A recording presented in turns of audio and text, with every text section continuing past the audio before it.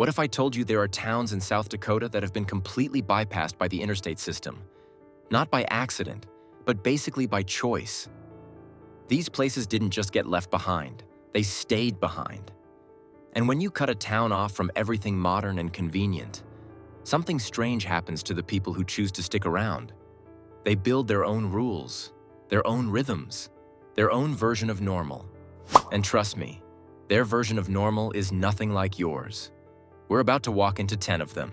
Before we move on, please take a moment to subscribe to the channel and like the video. Number 1, Scenic. Scenic. Someone actually named this place Scenic. Like they looked out at the western South Dakota Badlands, cracked earth, scrub brush, wind that hits you like a personal insult, and thought, yeah, that'll move units. But here's what nobody tells you. This town was literally sold. The whole thing, bar, jail, dance hall, all of it. $800,000 in 2011. That's less than a 2-bedroom condo in Denver. Let that sink in. The buyers were a religious group, then it changed hands again, and again. Population right now? Between 5 and 10 people. Nobody's totally sure. Every new owner thinks they'll crack the code. A tourist trap, a film set, a spiritual retreat.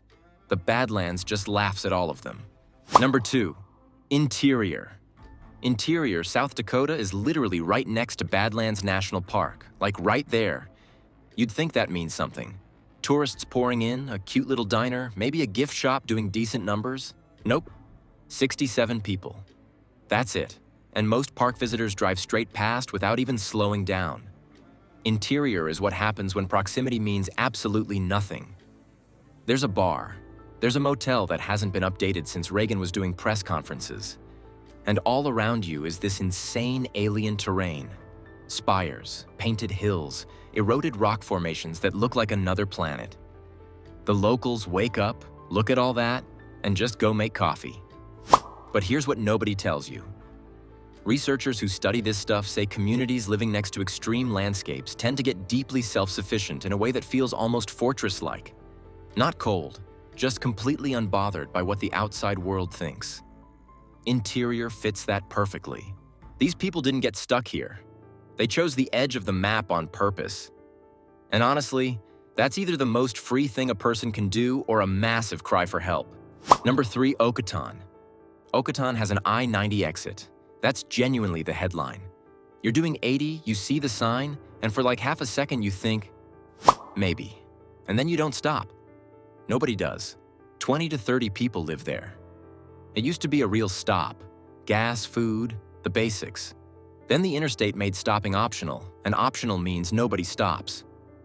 But here's what nobody tells you. Transportation researchers actually have a name for this. Bypass decline. The faster road pulls all the traffic, the economic oxygen cuts off, and there's nothing to replace it. No suburb next door. No industry to pivot to. Just the exit sign and the cars that blow past it every single day. Number 4, Belvidere. Jones County is one of the least populated counties in the entire United States. Not just South Dakota, the whole country. 1 person per square mile. Let that sink in. And Belvidere has a gas station that road trippers basically treat like a landmark. Not because it's cool, because it might be the last working pump you see for a very long time. One family-run station is holding the whole support system together out here. That's not charming. That's terrifying. Your neighbor is 3 miles away. Grocery runs aren't errands, they're scheduled events. Studies on rural food access show people out here buy in bulk, waste almost nothing, and run their kitchen like a small warehouse. Because they have to. Number 5, Buffalo Gap. Buffalo Gap sounds like a Western movie title someone gave up on halfway through.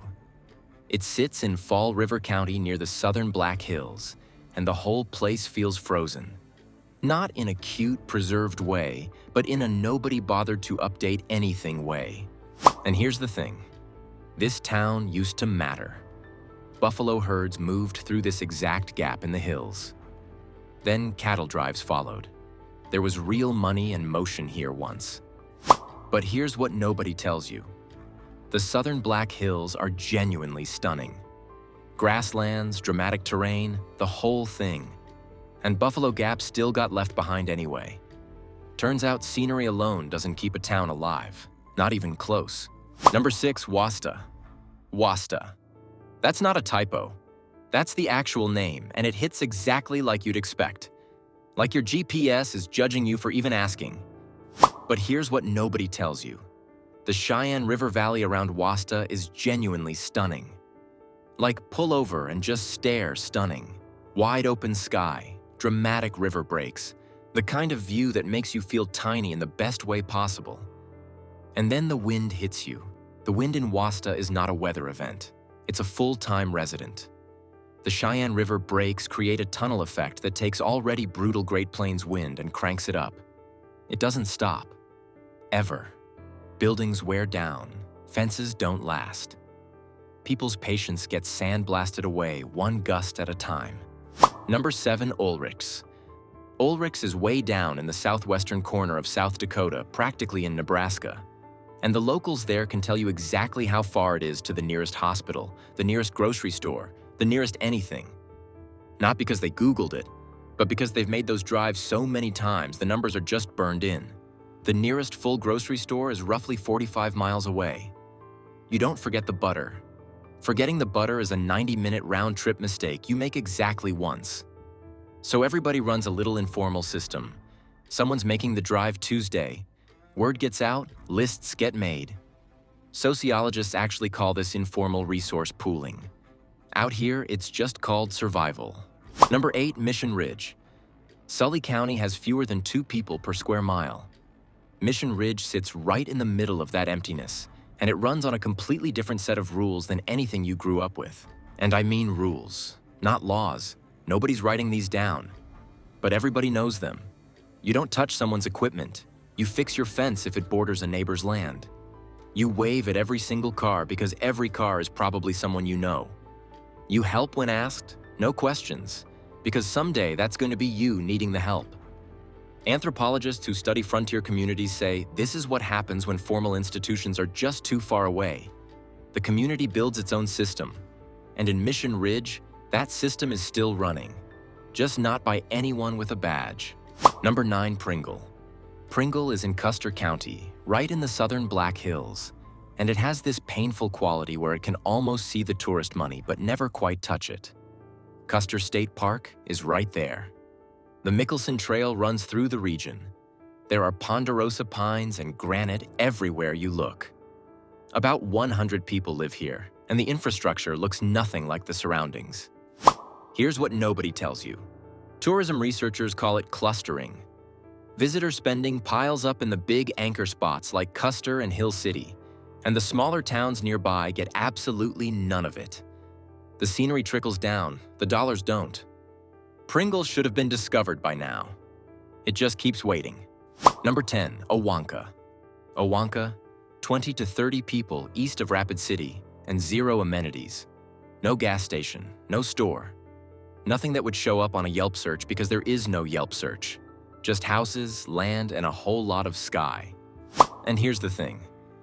You don't accidentally end up in Owanka. Nobody took a wrong turn and just stayed. You move there because you specifically want the version of life where your nearest traffic jam is a completely fictional concept. Sociologists who study this say it's not about running away. It's about running toward control, the silence, the distance, the 0 interruptions. Most people fantasize about that. Owanka people actually packed boxes. These 10 towns aren't remote in a cute, off-grid influencer way. They're operating on a completely different set of assumptions about what normal even means. No delivery windows, no assuming help is coming fast. They built their own codes, their own systems, and it works. Just not in any way that fits a lifestyle blog. So here's the real question. Could you actually do it? Not the aesthetic cabin version. The real version. The 90-minute butter run, the wind that never quits, the neighbor 3 miles out. Drop "I'd last a week" or "take me there now" in the comments. And if this video made you pull up Google Maps, good. Go look. Just know the satellite view is the easy part. What you don't see is the whole point. Subscribe if you want more of the stuff the travel industry keeps quietly skipping over.